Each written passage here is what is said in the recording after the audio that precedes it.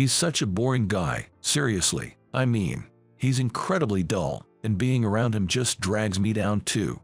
Having kids is out of the question. I get hives from stress just by being touched. Hiding in the closet, John, overheard my wife's outrageous complaints, trembling with shock and sadness. The reason I was hiding there was that I had finished work unusually early that day and decided to surprise her by hiding in the closet. I had planned to startle my wife when she got home, but I was the one who ended up being surprised. When my wife got home from work, she began talking to someone on her phone without noticing I was there. And then she started bad-mouthing me, using every filthy word she could think of. Unable to endure her tirade any longer, I quietly emerged from the closet. My name is John. I work in sales at a major food manufacturer. I met my wife, Emily, at a college mixer, and after falling for her at first sight, my persistent efforts led to our marriage. Emily is a magazine model affiliated with a modeling agency. With her charming looks and sociable, cheerful personality, she was the wife I was proud of. We had a grand wedding and chose the popular Hawaii for our honeymoon.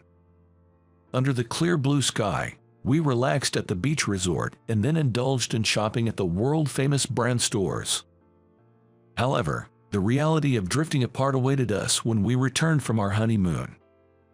Working for a major food company, I had a decent salary, but late nights were common, and I often traveled for work. As a result, I was hardly home on weekdays, despite being newlyweds. Emily, due to her job, left home earlier than me and returned at irregular hours. Gradually, we started having dinner separately and couldn't even share breakfast together. Then one day, returning from a business trip, I found that the double bed in our bedroom had been replaced with 2 single beds. Shocked, I confronted Emily. What is all this? We spent so much time choosing that double bed when we got married, didn't we? But her response was smooth and nonchalant. We wake up and go to bed at different times, and it's hard to rest well in one bed, right? So I traded it in for 2 singles. She explained it all smoothly, as if it was no big deal. But I just couldn't shake the feeling that there was another reason, and I couldn't accept her explanation. Because 6 months into our marriage, Emily had started refusing me, even when I asked. Even when we shared a bed, she would stiffen up to avoid any contact, curling up at the edge. Had I done something to upset her? I reviewed my actions in everyday life, but couldn't pinpoint any incident that could have caused such a rift. Gradually, dark suspicions grew in me, wondering if Emily had someone else. Once the suspicion of infidelity entered my mind, it was hard to shake off. During this time, I left for a week-long business trip. Leaving home felt unsettling, but is just part of being a salaried employee. As she saw me off, Emily seemed unusually kind. It felt as if she was happy about my absence. With a dry smile, I set off for Nebraska, a city covered in snow, looking for a mental escape. When I finally arrived after taking the flight, I found myself in a silver world where everything was covered in snow. The view, like a world of silver, seemed to cleanse my troubled mind. I continued with a new product campaign at various supermarkets, with only one day left. However, the last meeting was abruptly canceled due to a family emergency for the president of the supermarket chain. The company told me to head straight home after returning to New York, considering my fatigue from the long trip. I was secretly thrilled at the unexpected half-day off and reached for my phone to tell Emily. But then, I hesitated and put the phone down.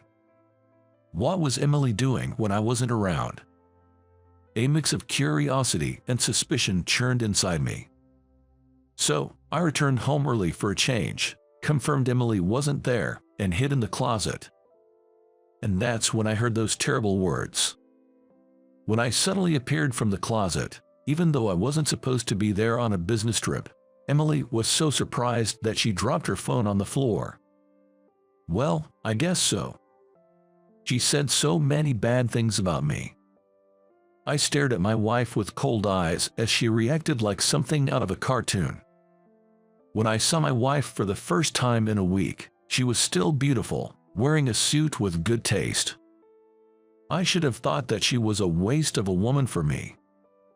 Emily's true feelings, which I secretly listened to, were surprisingly vulgar and childish. I felt my love for my wife suddenly disappear. The person in question didn't even pick up the dropped cell phone. That's not true. There was a reason for what we were talking about earlier. As if clinging to me, she frantically started making incoherent excuses. Her appearance was not her usual confident self. I shook off Emily's hand and said, "Sorry, being with me must be depressing, right? I'll leave as you wish. I need to clear my head." With that, I packed the bare essentials and left our home. Emily was sobbing, but I didn't feel like comforting her, as it was her own doing. Exhausted from a business trip and with my feelings in tatters, I somehow managed to reach a cheap inn. I took a shower there and shut myself in the room. Unable to sleep, despite being tired, I lay there looking at the ceiling, reflecting on my marriage with Emily. It had already been 2 years since we got married. Just 6 months into our marriage, our bedroom life became non-existent. Whenever I tried, Emily would just refuse. I tried watching love stories together and making an effort to be more affectionate, but it had no effect. Emily kept rejecting me.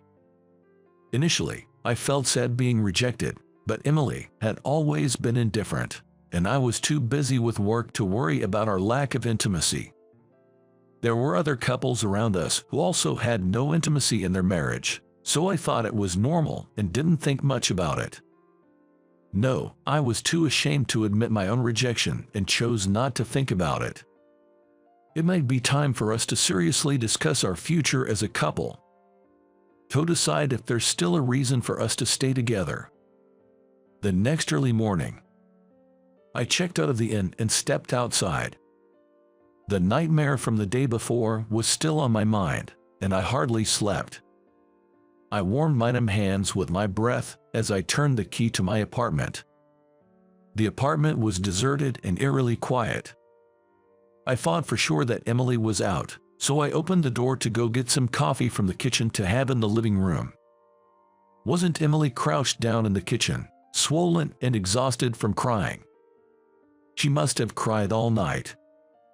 "John, I'm truly sorry about yesterday. Please listen to my story."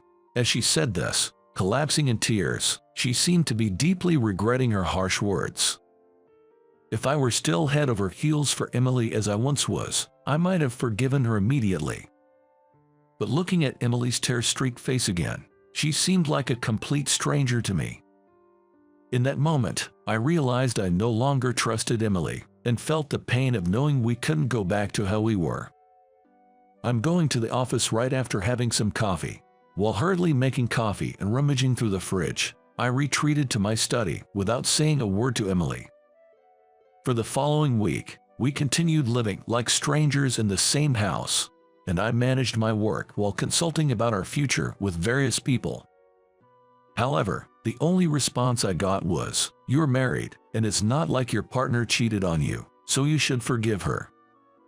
True, there was no evidence of Emily's infidelity, and she was taking good care of the home. But my decision remained unshaken. If we were to continue living together, rejected by Emily, there was no point in staying married. It wasn't just about physical intimacy, it was also about my earnest desire to have children someday. I quietly placed the divorce papers I had filled out on the living room table and went to bed without waiting for her return. That night, I suddenly awoke to a soft sensation on my leg. Emily should have been sleeping on the living room sofa. Reconsidering, I closed my eyes again, and this time, slender arms wrapped around my waist.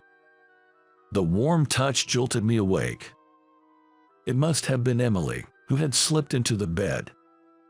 When was the last time I felt the warmth of human skin? For a moment, I almost gave in to my desires as a man. At the same time, I remembered the harsh words Emily had hurled at me, like "You're such a boring man, and it's impossible for us to have children." Instantly, those feelings withered away. To Emily, whose arms were tightly wrapped around my waist, I said, "Can you let go of me? Please, don't disappoint me anymore." As I spoke, I roughly shook off her hands. After a while, Emily, still in bed, began to cry softly. "I'm truly sorry for hurting you.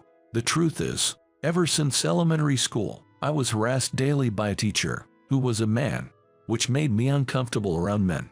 That's why I couldn't respond to your advances." Hearing the shocking truth, I couldn't believe my ears. I want children too, and I've always wanted to be a mother, but I just couldn't bring myself to be intimate, and I've been blaming myself for it. So, to vent my frustration, I ended up making it seem like it was your fault to our friends. I wanted to apologize to you properly on our last day together as a couple. Seeing Emily sincerely apologize, I was deeply moved. Despite being married for 2 years, it was the first time I had heard about Emily's sexual trauma.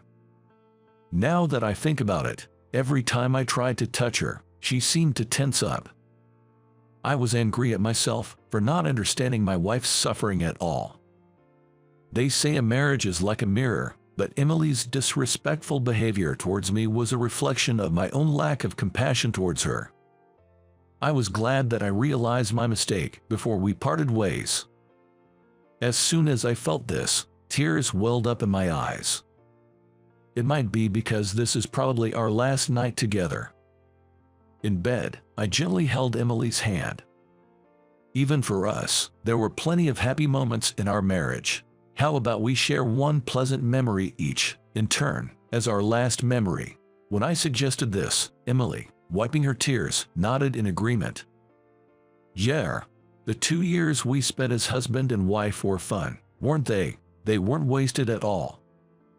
We began to talk, bit by bit. How Emily's dad cried a lot at our wedding. How I lost my wallet and caused a big fuss on our honeymoon. How we fought over our completely opposite tastes when choosing furniture. How happy I felt when I came home late and saw the lights on in the house. One story after another, just between the two of us. That night, we lay in bed and talked about our memories all night long. In the end, the feeling that remained wasn't regret, but gratitude for the 2 years we had together. The next day, because I stayed up until dawn, I was completely sleep-deprived and rubbed my sleepy eyes as I headed to the living room. On the table were Emily's signed divorce papers, along with a note that said, "Be happy." Next to me, there was a breakfast box containing all my favorite foods. Looking around the room, all of Emily's belongings had vanished without a trace. It was as if our marriage had been a dream. I remembered Emily's lonely smile from the day before. Wishing for each other's happiness, I muttered to myself and slowly savored the last breakfast she made for me. Several years later, I'm visiting the local park. A small hand, like a maple leaf, is firmly holding mine, and I make sure not to let go. Having remarried another woman since then, I was blessed with the child I had always wanted. Raising a child is harder than I thought, but I'm living a fulfilled and happy life. There have been various experiences to get to this point, but they make me cherish my current life even more. Wishing for Emily's happiness, wherever she is.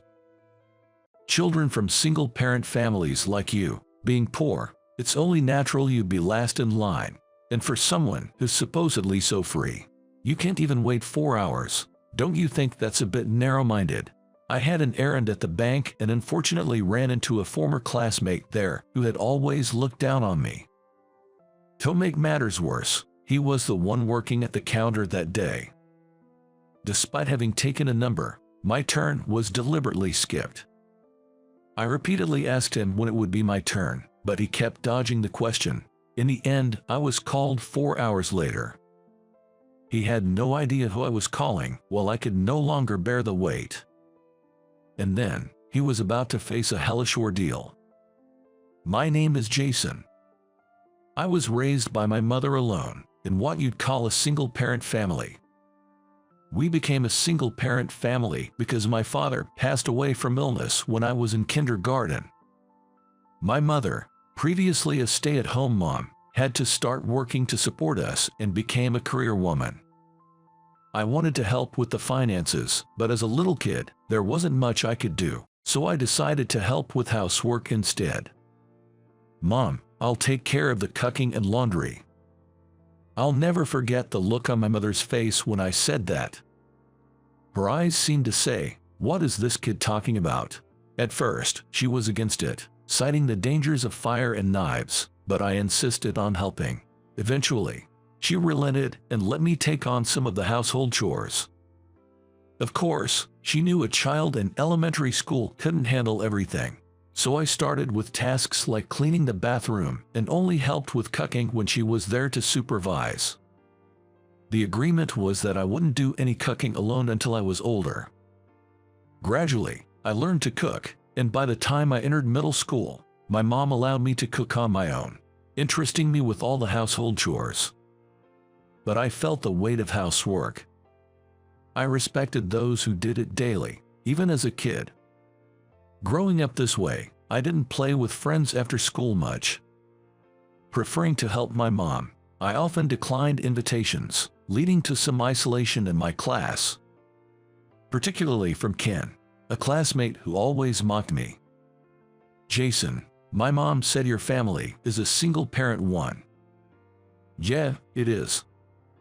My mom said that single-parent families never lead to a good life." When he said that smugly, I retorted, "You should probably stop calling your mom mommy. We're not little kids anymore." That made Ken throw a tantrum. Since then, Ken intensified his mockery. If I was using a short pencil, he ridiculed me by saying, "Can't afford new pencils." Being from a single-parent home, and if my sweater had a small fray, he'd quip, "Can't get a new one, can you?" Despite the pencil still being usable and the sweater having just a minor snag. Finding such trivial matters, Ken would taunt me, insinuating it was due to my single-parent background. "I can still use these, and it's just a small fray," I'd respond. But he'd just laugh and retort, "Sure, because you're a poor kid from a single-parent home." It seemed he relished using the term single-parent family excessively. This behavior persisted into middle school, with him greeting me in the hallways, "Hey, Jason from the single-parent family." By then, I simply ignored him. It was too bothersome to engage. In place of me, someone else started to stand up to Ken. "Ken, enough is enough," she would yell on my behalf. That person was my classmate, Emily. I first met Emily when I was at the supermarket, pondering what to make for dinner while picking out ingredients. She happened to be shopping at the same supermarket and approached me, calling out, "Jason." She was shopping for snacks at the same supermarket and approached me, noticing my basket full of groceries. "Running errands, that's impressive." "No, just picking up ingredients for tonight's dinner and thinking of making some side dishes." "Side dishes?" Her astonished reaction made me chuckle. "It's just me and my mom at home. She's always busy working, so I handle all the housework." "What? You cook too?" "Absolutely." "Jason, you're amazing." "I don't do anything." "Well, I guess that's normal. We're just middle schoolers, after all." Emily chuckled at my response, seemingly unsure how to react. I was used to such reactions, so I added, "Well, I enjoy doing it, so it's okay." After that, Emily started to show concern for me, saying things like, "Jason, I've recently started learning to cook too." Whenever Ken would hassle me, she'd defend me fiercely, saying, "Even if Jason is from a single-parent home, he's working hard. He doesn't deserve to be spoken to like that by someone like you. If you have a complaint, try being more hard-working than him first." Every time this happened, I would thank Emily. Concerned that neglecting my studies would reflect poorly on my mother's upbringing, I worked as hard as I could in my studies too. Whenever I didn't understand something, I would ask Emily, classmates, or teachers. Time flew by, and before I knew it, 3 years had passed, and it was our graduation day.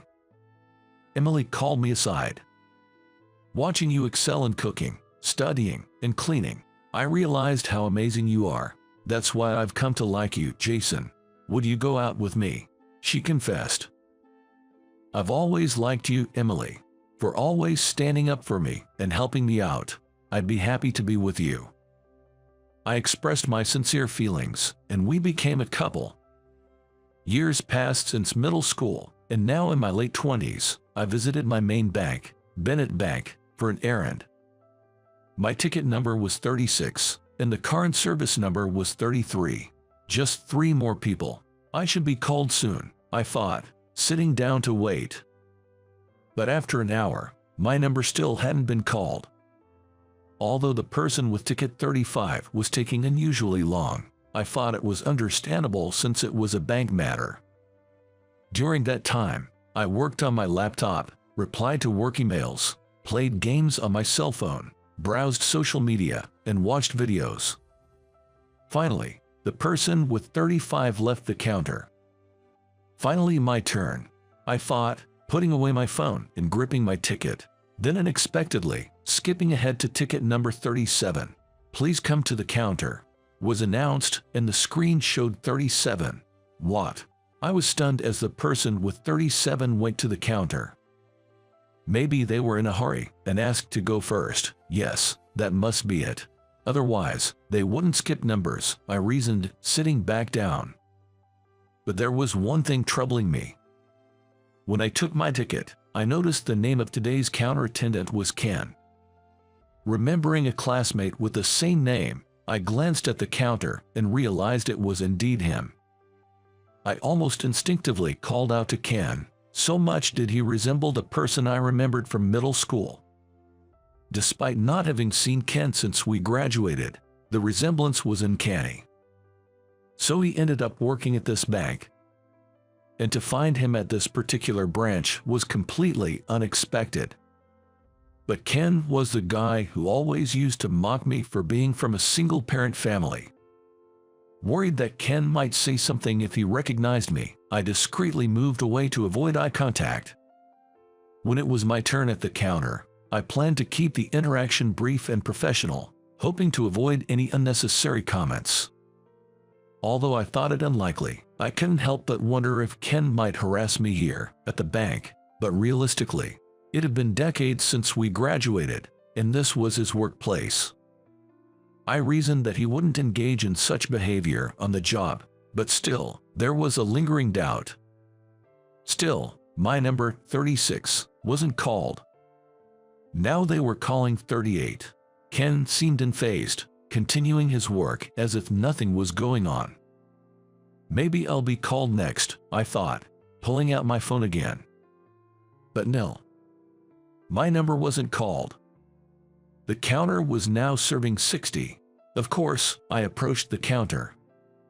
"Excuse me, I'm number 36. Am I being called soon?" Ken, without looking up, replied, "You're next or so.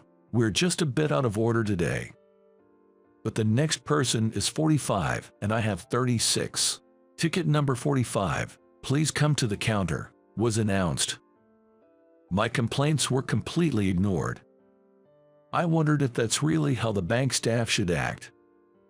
Because Ken didn't help, I asked another female staff member, but all I got were responses like, "Please wait," and "I'll inform the person in charge." I had to suppress a mental retort, annoyed that no one else would assist me. I had been at the bank for nearly 2 hours already. It looked like my only option was to keep waiting. With that thought, I settled in to wait again. I opened my work laptop and began doing some work while keeping an eye on the counter. It was almost 3 p.m., the closing time for the bank's counter service. I had been at Bennett Bank for about 4 hours. In the end, my number was never called, and I heard a clattering noise. Looking towards the counter, I saw to my surprise that they had begun packing up. "Wait, what?" I exclaimed, hurriedly packing my laptop and rushing to Ken's counter. Hey, I haven't been called yet. When I showed Ken my ticket, he sneered. Oh, my bad. I thought it'd be funny to call the poor guy from a single-parent home last, but I totally forgot about you. He laughed. So he did it intentionally. Frustrated, I said. You told me I'd be called next several times. I said I thought I could call you next, not that I would, he replied. Jason, being poor and from a single-parent home, it's natural for you to be last. You probably don't have anything important anyway. Can't you just wait? The bank isn't a charity. You're too narrow-minded if you can't wait, he mocked. I was stunned by Ken's attitude. He knew about my family, made me wait 4 hours, and didn't apologize. And in the end, he's suggesting that my inability to wait is a sign of my narrow-mindedness. I made up my mind. Fine, I get it, I'm done here. If you want, I can help you now, but since it's past 3 p.m., you'll have to come back another day, he said, still laughing. Disappointed with Bennett Bank for allowing such behavior, I left without another word. Then, I made a phone call. The next day, David, the manager of Bennett Bank, was at my doorstep. Mr. Ford, please reconsider closing your account with our bank. Sorry, but I've already decided. Please. David was quite persistent, continuing this back and forth, but my decision remained unchanged. The person I called yesterday was David, the branch manager of the bank I went to. During that call, I informed him of my intention to close my account with Bennett Bank. He was shocked after all these years. Why, Mr. Ford? I received unacceptable service at your counter. I can't trust your bank anymore, I said before hanging up. I'm not sure if David heard about what happened at the bank, but he contacted me again that night. He requested, please let me talk to you tomorrow morning. True to his word, David actually came to my house the next day. He seemed to know everything that had happened. David was sweating profusely, wiping his forehead with a handkerchief. Our counter staff did something inexcusable. Ken was recently transferred and didn't know about you. We'll fire Ken. He's been problematic even at his previous branch, receiving complaints and causing issues. We will definitely fire him today, effective immediately. He won't bother you again, and we'll do anything else you need. Please reconsider closing your account.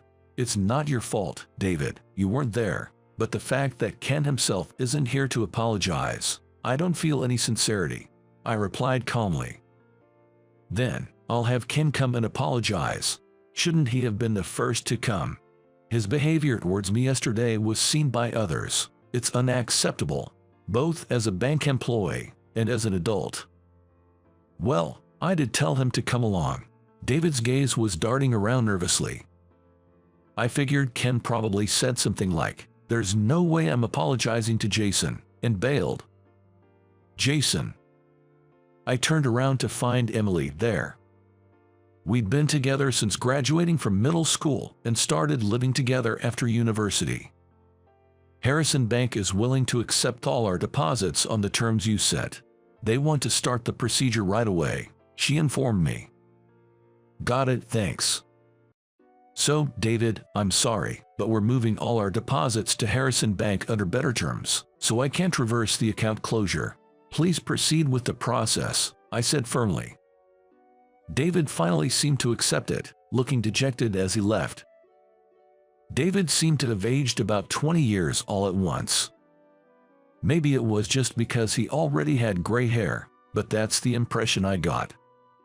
In the spirit of strike while the iron is hot, Emily and I headed straight to Harrison Bank. I muttered, I hope I didn't do David from Bennett Bank wrong. Emily quickly said, no way. Ken is the worst, and the bank let it happen. Plus, Ken never even apologized. He hasn't changed since middle school. I always appreciated that aspect of Emily, unchanged from the past.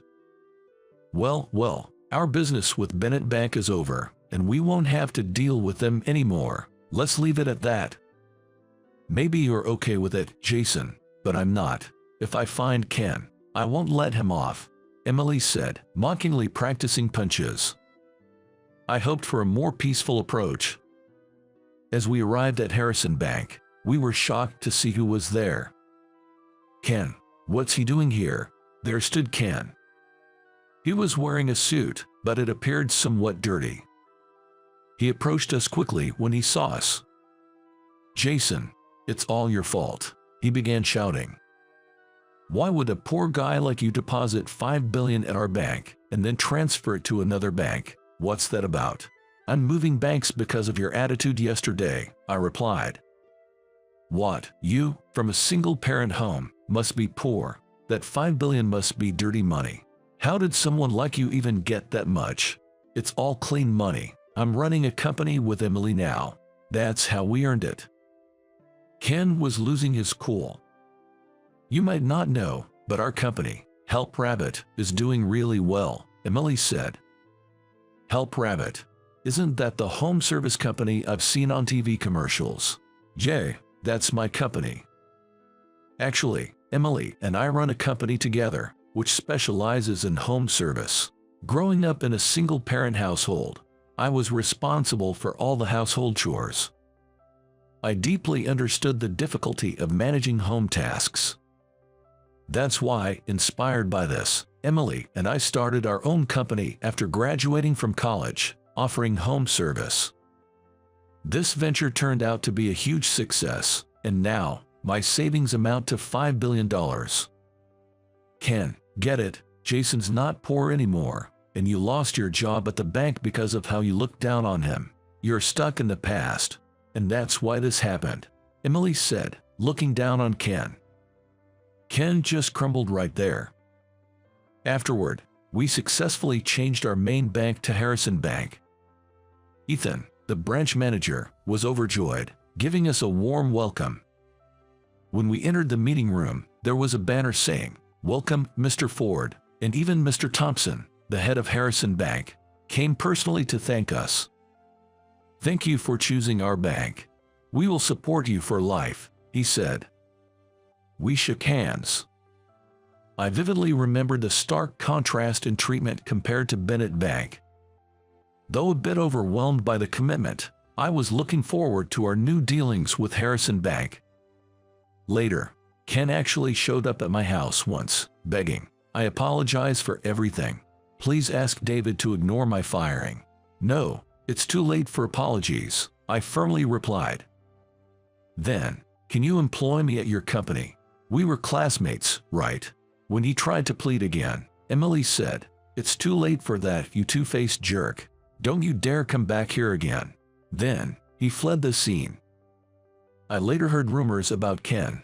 He tried to get a job at another bank, but apparently, his reputation for unbelievable customer service had spread, and he couldn't find employment at any bank. This led him to a path of despair, drowning his sorrows in alcohol. Ken apparently even had a fiancée, but after losing his bank job, they broke up.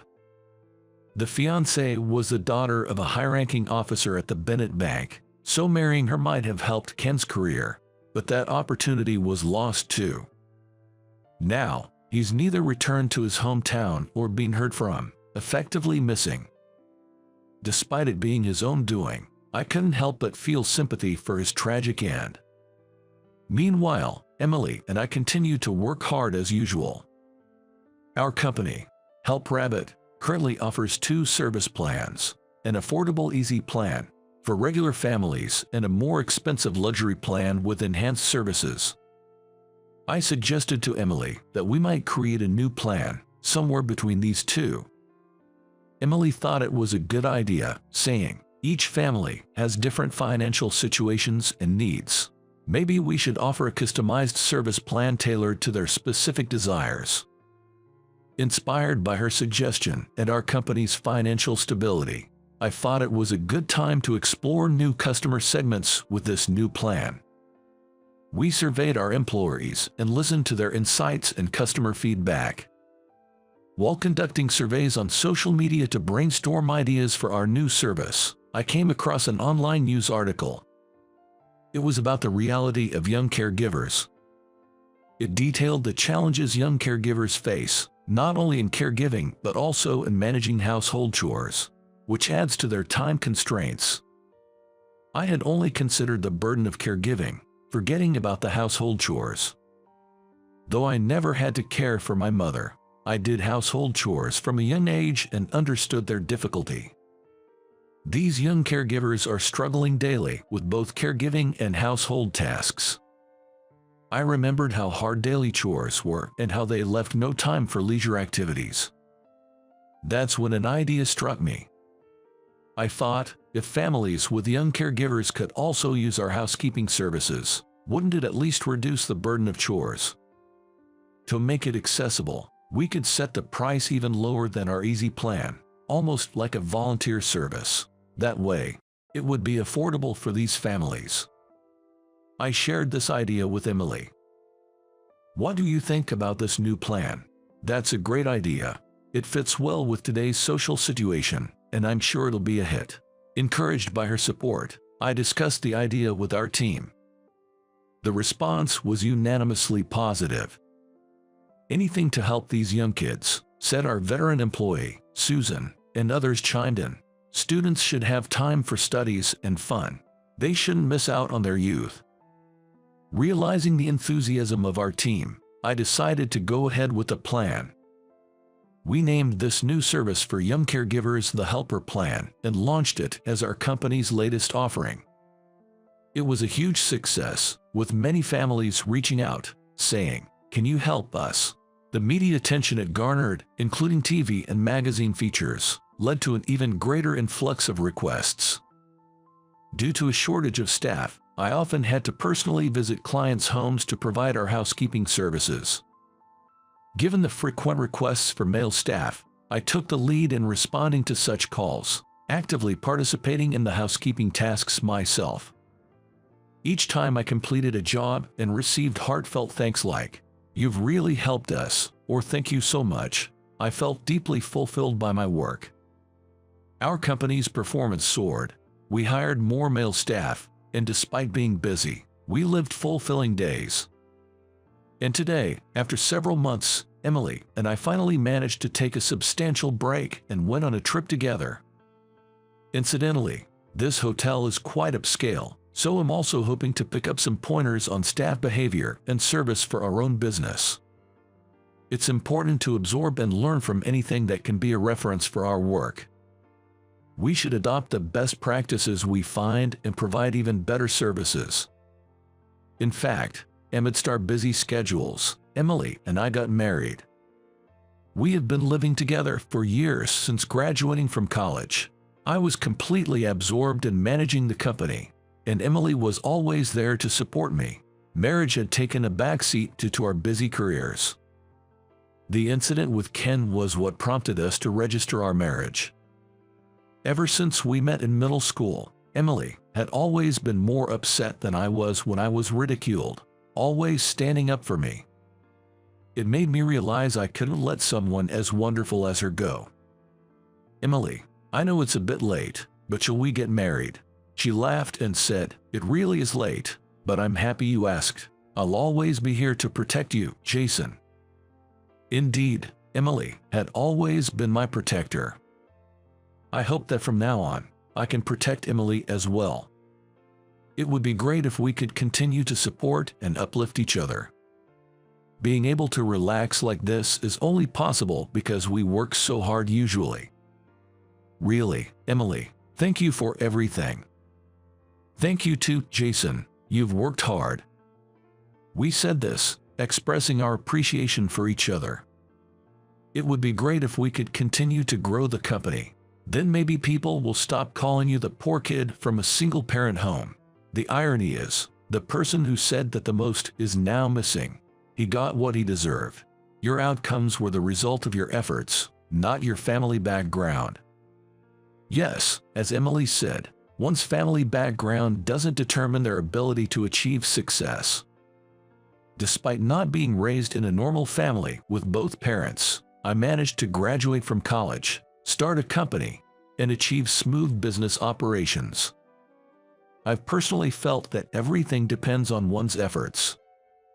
Hard work will surely bring good results. I hope to continue putting in the effort, together with Emily and our employees, to achieve great outcomes. Hey, sweep the floor while I play the piano, will you? At the College of Music reunion, a genius pianist, my classmate, who looked down on me for dropping out of college, said that to me. Why should I have to sweep the floor for him? I felt a surge of anger towards the classmate who was constantly belittling me. I heard everything you guys were talking about. Then, my childhood friend, who apparently overheard my conversation with the classmate, came up with a clever idea and whispered it to me. I was surprised by what she suggested. My name is Mark. I was a student at College of Music, dreaming of becoming a pianist. Every day, I played the piano, feeling as if the piano and I were in perfect harmony. To me, the piano was like a twin, a part of myself. Inseparable, the piano I played produced a sound that was uniquely ours. Look at his performance, isn't it amazing? It's so good it's almost off-putting. Around my piano playing, a crowd had gathered, careful not to disturb the performance. I was envied by my rivals, as I was expected to have a bright future. Of course, there were those who didn't like me. I don't care how promising you are, don't monopolize the piano and show off like that.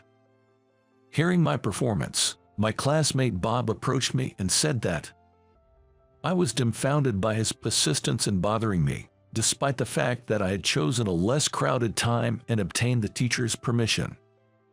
Bob, who was also aiming to be a pianist, and I did not get along well. Go ahead, play the piano if you want. What did you say? Not liking conflicts, I stopped playing and said that as I walked past Bob. He shouted something as I ignored him and headed to the deserted rooftop. You're here again. Shut up.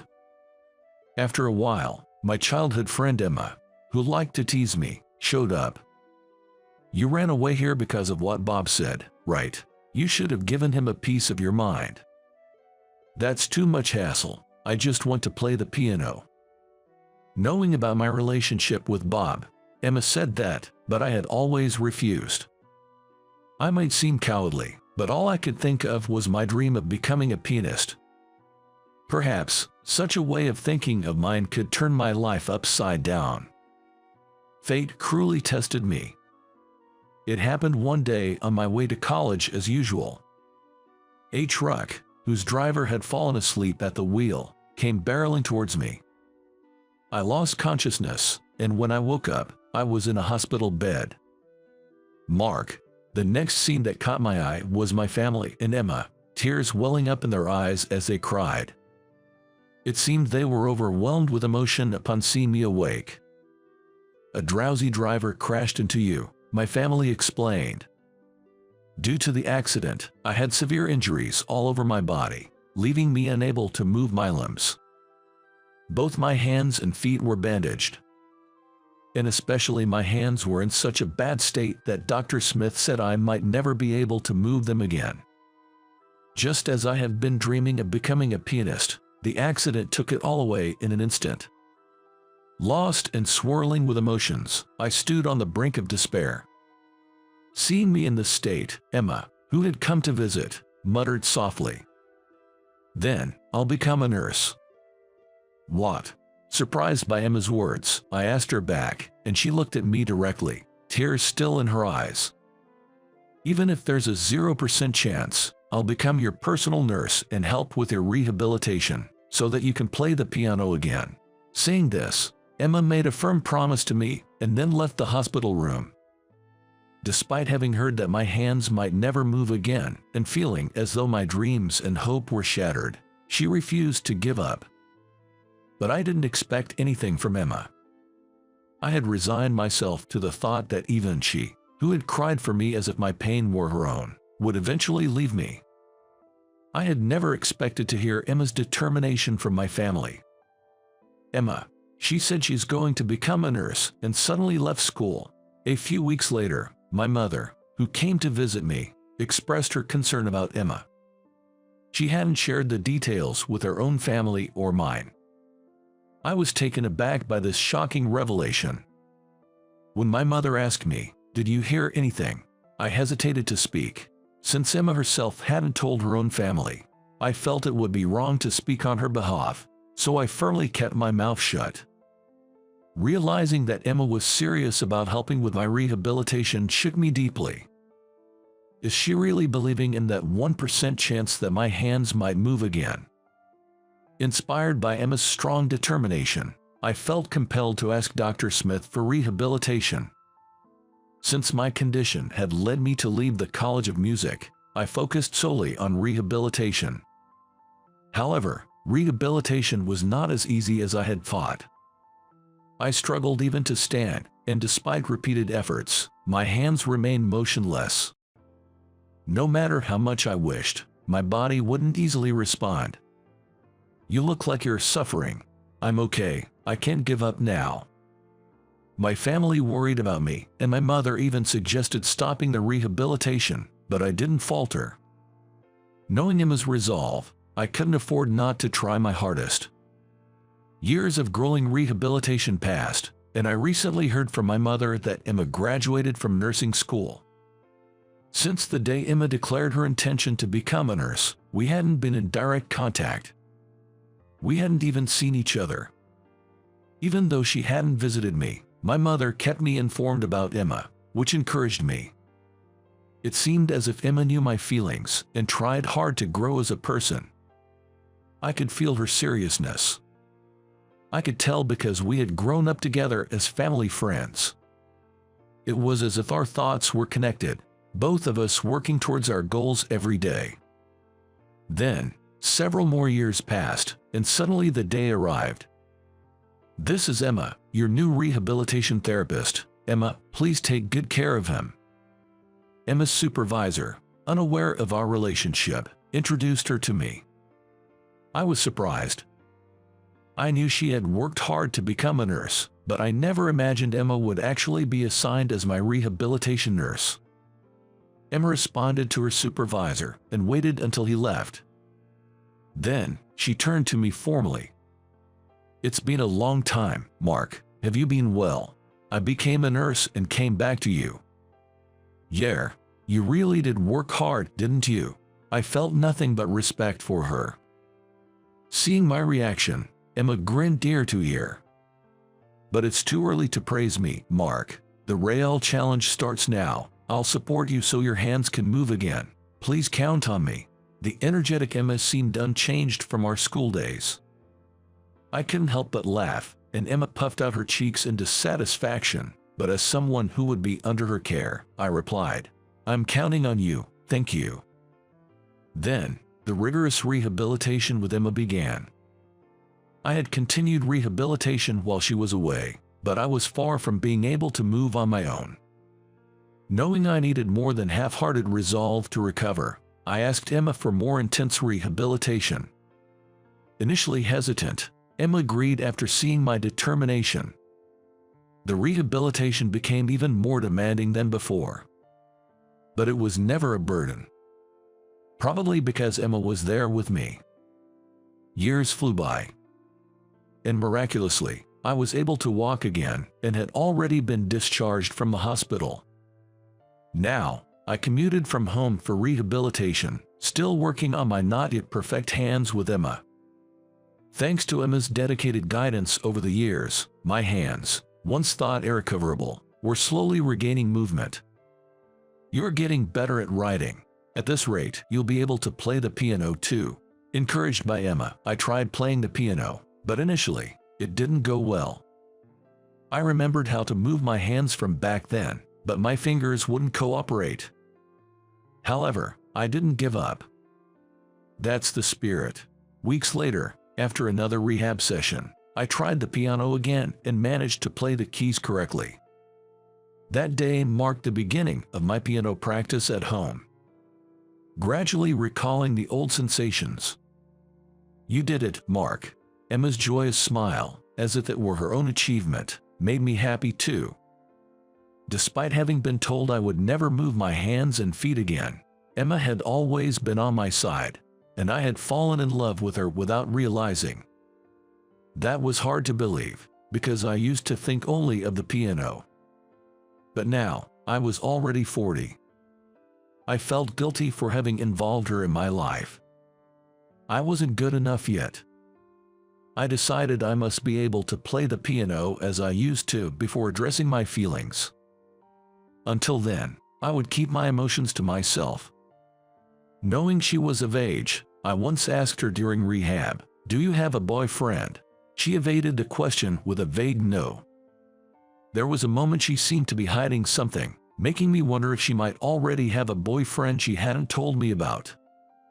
It wouldn't be strange at her age to even have children. My feelings might interfere with her life, but I couldn't give up on expressing them. Holding these thoughts, I received an unexpected message one day from a classmate from the music academy. "If you can, come to the reunion." The reunion was organized by someone who was apparently in cahoots with Bob, and they had invited me, even though I had dropped out at the time. Without any suspicion, I nostalgically agreed to attend, unaware that I was falling right into their trap. The next day, when I mentioned the reunion to Emma, she said she had been invited too and suggested we go together, seeming a bit apprehensive. "Don't make it sound like a girl who needs someone to go to the bathroom with. You still act like a student, don't you? Come on, we're childhood friends and both dropouts, so stop complaining and let's go." Urged by Emma, I agreed, and she seemed relieved. I found her concern endearing and chuckled to myself. Before I knew it, the day of the reunion arrived. "Mark, long time no see, have you been well?" Upon arriving at the reunion venue, my classmates joyfully gathered around me, delighted to see me after so long. I noticed that Emma, too, was surrounded by female classmates, chatting away. We each spent time reminiscing and catching up with our former classmates, as if trying to recapture our student days. "Hey, long time no see, dropout Mark." Then, a familiar voice from behind made me startle. Turning around, I saw Bob, whom I hadn't seen in a long time. "Bob, it's been a while. Do you see that piano over there? It's set up for me, the genius pianist." He pointed towards a stage where a piano was indeed placed. After my accident, Bob had graduated and become a renowned pianist, now frequently appearing on TV shows. I had seen him on TV a few times and knew he seemed to revel in his status, surrounded by his entourage. Among them, I noticed the person who had invited me to the reunion. It dawned on me that I had been set up by Bob and his accomplice. The loser shows up at the reunion I organized. "Hurt your fingers, don't move well because of the accident. Guess your pianist dream is over. Right. God was watching you. He knew I'm the more deserving genius pianist than you." I pitied Bob, who hadn't changed since our school days. Yet, I couldn't help but feel envious, as he had achieved the dream of becoming a pianist before me. Having once aspired to be a pianist myself, it was impossible for me not to feel frustrated. Bob knew this and had probably organized this event deliberately. "Oops, excuse me." Suddenly, Bob grabbed a glass of juice from a table and spilled it on the floor. He then mockingly said to me, "Sweep the floor while I play the piano. It'll be good rehab for your hands." His entourage burst into laughter with him. But I didn't back down. "Why should I? You spilled it on purpose, so you clean it up." Still as cheeky as ever. "I knew you'd say that, but you know why you'll be the one cleaning, right?" I waited for his explanation, and Bob smirked. "I reserved this venue under your last name. If it gets too messy, the venue's manager will come after you." His underhanded tactics, using my name, brought my anger to a boiling point. "That's why you better clean it up. And hurry, the TV crew will be here soon to film my piano performance." Bob sneered as he walked past me. His entourage followed, one of them deliberately spilling their drink on the floor. Seeing this, I clenched my fist tightly. Honestly, I still harbored resentment towards Bob for his continued harassment, just like in the old days. However, not wanting to ruin the reunion, I suppressed my anger. Just as I was about to borrow cleaning equipment from the staff, I heard everything that was just said. The one who said this to me was Emma, who until moments ago had been deeply engaged in conversation with our classmates. Then, Emma whispered to me, "He said that this venue was reserved under the name of Mark, right? I just thought of something fun." What? I was surprised by what she whispered to me. Emma, on the other hand, seemed amused. I thought it might be a bad idea, but she reassured me not to worry and just head over to the piano. "Don't worry, you have practiced a lot beyond your rehabilitation. Be confident." With a smile, Emma said this and then quickly went off somewhere. I was a bit perplexed by her bold suggestion, but trusting her, I made my way to the piano. Shortly after, during the TV coverage at the reunion venue, Emma surprisingly appeared on stage as the host, microphone in hand. Who let her have the mic? Then, Bob, who was waiting on stage, immediately tried to stop Emma. But he was stopped by the venue staff. "Sir, you can't just go on stage like that. Hey, let go of me. I'm the genius pianist Bob Anderson. I was informed that Mr. Abbott reserved today's performance. Any changes were made by you, weren't they?" "What? I didn't make any changes." "Who on earth would?" Bob's words were cut short. Turning to see, Emma was sticking her tongue out at the raging Bob. Indeed, she had exploited Bob's misdeed of making a reservation in my name and convinced the staff to change the performer to me.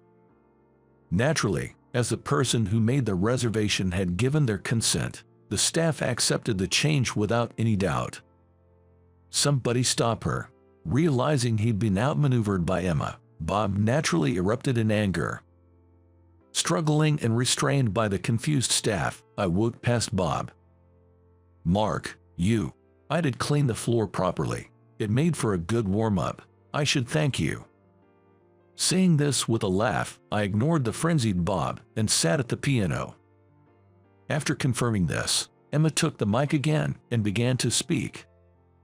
"Ladies and gentlemen, witness the miraculous comeback of Mark Abbott, who, despite being told he would never use his hands again after an accident, never gave up on his dream of becoming a pianist." With that, Emma encouraged me to play the piano. Relaxing my shoulders, I placed my fingers on the piano keys and began to play the piano. During the performance, the venue was abuzz. Everyone was captivated by my piano playing. After finishing the performance, I received a grand round of applause from my classmates. Watching this, I felt like I had reclaimed the part of myself that had aspired to be a pianist. "Who are you, exactly?" The journalists, who were there for Bob, crowded around me after my performance. As I was bewildered, Emma stepped in and said, "Please leave the interviews for after the reunion," and managed to shoo them outside. After getting rid of all the journalists, she turned to me. "That was an amazing performance. Well done, Mark." "Jer, thank you so much, Emma. It's my way of thanking you for coming to the reunion." "Just kidding." Emma said this with a laugh, but thanks to her, I was able to reclaim the part of myself that had been aspiring to be a pianist. I was filled with an indescribable sense of gratitude towards her. This feeling persisted even after the reunion. After a fun gathering with my classmates, I was leaving the venue when I was suddenly swarmed by the media, causing quite a stir. The next day, I was featured in the media as an unknown genius pianist. And thus, I became known to the world. On the other hand, Bob was left ignored by the media and ended up in a dispute with the venue staff. A classmate captured this moment, and the video went viral, causing a major uproar. He was labeled as the true nature of a genius pianist in articles, leading to a big commotion. However, given Bob's actions, it seemed like he got what he deserved. It's payback for the old days. During our student days, Emma said this about Bob, who had always interfered with my piano playing because he disliked it. I decided to forget about Bob and focus solely on my piano playing. Hey, there's something I want to talk to you about." A few days later, I approached Emma nervously. She had been helping me with my rehabilitation as usual, but now that I had become a pianist, I was determined to confess my feelings. Seeing me tense, Emma initially seemed surprised, but then she smiled slightly and said, "Go ahead," encouraging me to speak. Although I felt like my feelings were already obvious, I gathered my courage and confessed my love to her. To which she smiled and said, "Finally, you said it." It seemed she had been waiting for my confession all this time. I had initially hesitated, wondering if she had a boyfriend, but in reality, she had been earnestly supporting me in my dream of becoming a pianist again. When I apologized for my late confession, Emma shook her head. "A late-blooming romance isn't bad. I'm looking forward to our future together, Mark." As a pianist often referred to as a late bloomer, I felt somewhat comforted even when Emma mentioned it. A late blossoming love and dream. It was something I could never have achieved alone. It was always because of Emma, my partner. Now, I vowed to myself that it was my turn to be her support. This is a story from a while back. Back when I was younger. At that time, the riverbanks in this area were overflowing with bashers. As I passed by the river on my way home from work, I would always see them, but all I did was walk past them every day. Though it bothered me, I never really did anything about them. Or maybe it's more accurate to say I chose not to. I guess everyone felt the same way. If someone had reached out, maybe their lives could have been changed. But no one did anything. And I was no different from everyone else. Then, one day, I noticed a homeless woman in a basher along the river, someone I'd never seen before. The reason I noticed her among so many others was that she was knitting. Amidst the cardboard homes, the area was filled with cans and newspapers, seemingly collected from outside. However, in her case, there were also several skeins of yarn, seemingly well organized. Morning and night, whenever I saw her, she was always knitting something. The things in her hands turned into scarves, sweaters, and various other items, always using green yarn. One time, as I passed by, I glanced sideways and noticed she was using a variety of knitting techniques. It's amazing how she could create so many designs with just one color of yarn. It was truly impressive. Having worked at a fashion magazine for many years, I had never seen such original knitting techniques. Then, on one night on my way home from work, I saw her unraveling a sweater she had painstakingly knitted, turning it back into mere yarn. What a waste! After noticing this, I observed more closely and saw that items nearly finished at night were all unraveled by the next morning. Maybe she didn't have any other yarn. She kept knitting and then unraveling the same yarn. Ever since I realized this repetition, I felt a sense of regret. I wanted to somehow preserve at least one of her knitted creations. But what should I do? Before I knew it, I was constantly thinking about her. "Hey, John, what's up with you? Could it be a case of love sickness?" I was lost in thought when my colleague, Troy, teased me. "Well, I don't know. If you can't outright deny it, then it must be love." Troy loved these kinds of conversations and looked quite amused. I had never thought about love, but maybe I was indeed enamored with her knitting skills. While I was pondering this, Troy, perhaps misunderstanding something, said with a grin, "Christmas is just around the corner. Why not ask her out on a date? We're not exactly in that kind of relationship." Even though I responded that way, Troy playfully nudged me, saying, "Good luck," and seemed to be having a good time. Really, what a handful. But thanks to Troy, I remembered that Christmas was coming up and came up with an excuse to talk to her. I really wanted to ask her to knit something. That night, I gathered my courage and went straight to where the woman was. She was knitting again today. "Excuse me." "Hello," "Oh, are you talking to me?" She seemed surprised to be approached by a passerby. Looking cautious, she stared intently at me. I continued in as calm a voice as possible, hoping to ease her wariness. "Yes, you. I've always seen you knitting and thought I'd like to ask you to knit something for me." "Really?" I pulled out a skein of yarn I had just bought from a paper bag. "Could you knit a sweater with this?" She shook her head vehemently and stepped back. "I couldn't possibly do that. Besides, I live like this.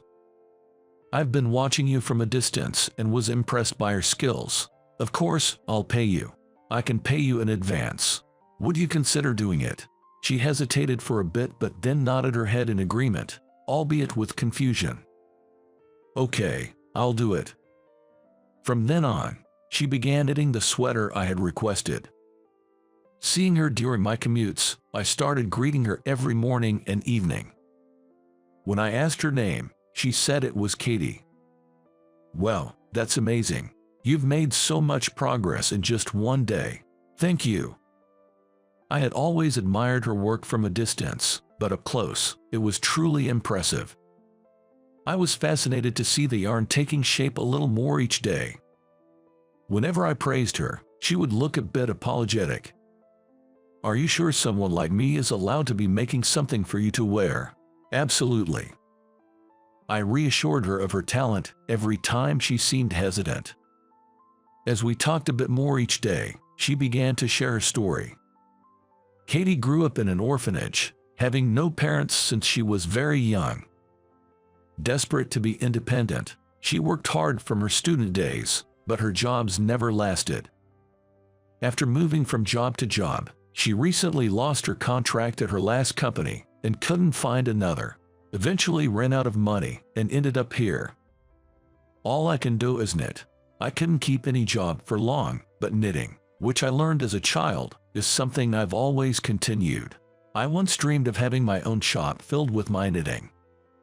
She smiled faintly. Her skills and sense of design were extraordinary. It's rare to find someone with such talent. It would be such a waste if Katie's work was never shown to the world. A society where someone as skilled as her ends up homeless just shouldn't exist. I felt that strongly. And so, she continued to knit the sweater earnestly. And a few days later, "It's finished." The beautifully designed sweater was finally complete. "Wonderful, thank you so much." Expressing my gratitude, she smiled happily. Wearing the sweater to work the next day, it received a lot of compliments. "Wow, what a lovely sweater." All my colleagues praised it. Troy, in particular, seemed to really like it. "Great taste. Which brand is it?" "Well, it was made by a freelance designer who's not yet known to the world. I'd love to meet someone who can create such beautiful designs. It would be interesting to work with her." "That's an idea. I'll talk to her about it." Eager to showcase her talent to the world, I mentioned this opportunity to her after work. "Actually, I work at a publishing house for a fashion magazine. My colleagues really like this sweater and want to meet you. Would you like to visit our editorial department?" She nodded happily, but then her expression turned somber. "Thank you for the kind invitation, but I live like this, and my clothes are all tattered." Indeed, she always wore the same clothes. I knew her background, but it was true that people who didn't know her might judge her appearance. "If you're okay with it, would you like to come to my place? My sister is visiting this weekend. I'll provide a change of clothes and you can take a shower." "That's too much. I couldn't possibly." "Oh, could you teach my sister how to knit? She wants to knit a scarf for her boyfriend. But first, please come to my house." "Okay." So, the following weekend, I invited Katie over to coincide with my sister, Emily's visit. I offered her a shower and I bought her some simple clothes as a gift. When I presented it to her, she shook her head again. "It's too much to accept these clothes. I'm happy just borrowing them." "No, please, don't hesitate to take them. And it would be great if you could teach me how to knit." Reluctantly, she accepted after my sister's insistence. After her bath, Katie, all cleaned up, looked very beautiful. Then I decided to take her to my company. This is the designer who made my sweater. I introduced her and explained her situation to the gathered employees in the meeting room, but they looked skeptical. I thought she was from some brand. I was expecting someone more impressive. Katie, sensing the whispers and the atmosphere, opened her mouth. I should leave. Sorry for the intrusion. I hurried after her as she quickly left the meeting room. Katie, wait, please. I knew I didn't belong here. Tears streaming down her face, she crouched down. It's not like that at all. I'm sorry for forcing you into this situation. I had brought her here, pushing her beyond her comfort zone. All I could do was apologize as she cried quietly. I thought everyone would understand if I explained the reason, but perhaps that was a naive notion. I intended to be supportive of her, but maybe I was just assuming I understood her situation. After she left the office, I returned to the meeting room. Then, my colleague and the department head, Tom, confronted me. Who was that woman you brought? What were you thinking? We can't work with someone we barely know. Tom was especially upset, completely reversing his praise for the sweater she made. Was this the harsh reality? Once homeless, it becomes difficult to re-enter society and work. Despite her hard work and exceptional skills, she couldn't even get a chance to showcase them. Knowing Katie's talents and character only made it more frustrating. The next day, on my way to work, I saw her by the river, still knitting despite everything. Her conviction was strong. Inspired by her, I made a big decision. Katie, would you like to start a fashion brand with me? Really? Just like the first time I approached her, she looked stunned. I'm going to quit my current job and start a new company, where I want to welcome you as the designer. Katie's expression shifted from surprise to seriousness, and after thinking for a while, she slowly shook her head. Won't you regret leaving your current job, John? And I'm not confident enough to be a designer. I firmly denied her doubts. To be honest, I want to start this company because I want you to succeed, but I don't want to pressure you if it eases the burden. We can hire other designers, so you can work as part of a team. I will never regret my decision. I was genuinely captivated by Katie's skills. As a craftsman, I wanted to work alongside her. I felt strongly about this. Why are you so insistent on me? There must be other talented people, right? I've never seen anyone who can create such beautiful designs so meticulously and quickly like you. That's why I want to build a team around you, Katie. Perhaps moved by my heartfelt words, Katie let out a tear. Okay, I will do it. Thank you so much.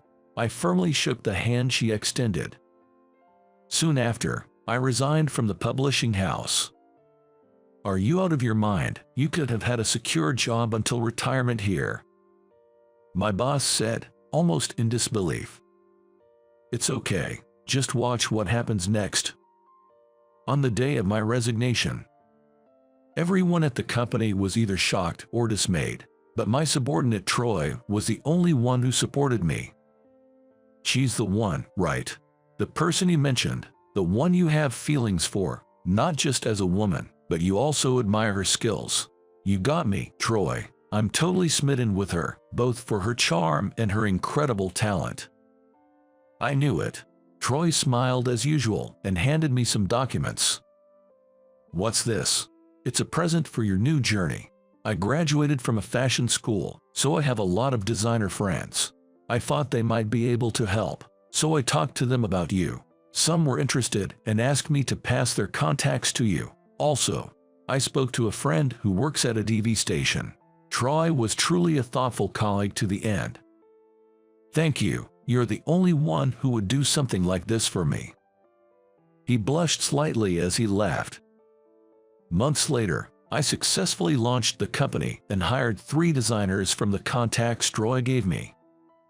Then, a TV station Troy had contacted, asked to interview us.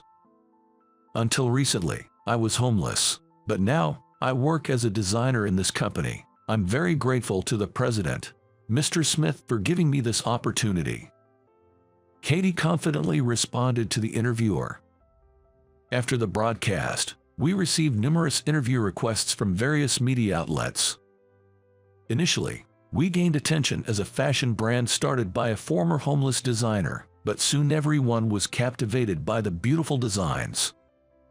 Katie's unique skills were praised by other designers, and our company rapidly grew into a well-known name in the fashion industry.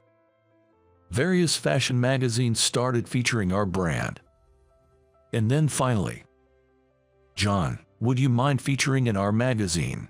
An offer came from the fashion magazine I used to work for.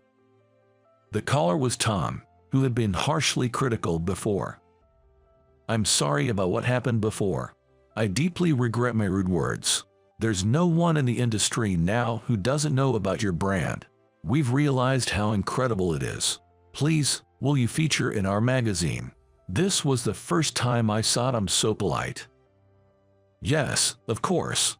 The article was published, and it marked the beginning of our brand being recognized as a staple in the industry. "I'm very grateful to you, Mr. Smith. Meeting you changed my life. Could you please stop calling me Mr. Smith now?" "Oh, yes. We both are living a happy life, both personally and professionally. I truly feel fortunate to have believed in her and her talents."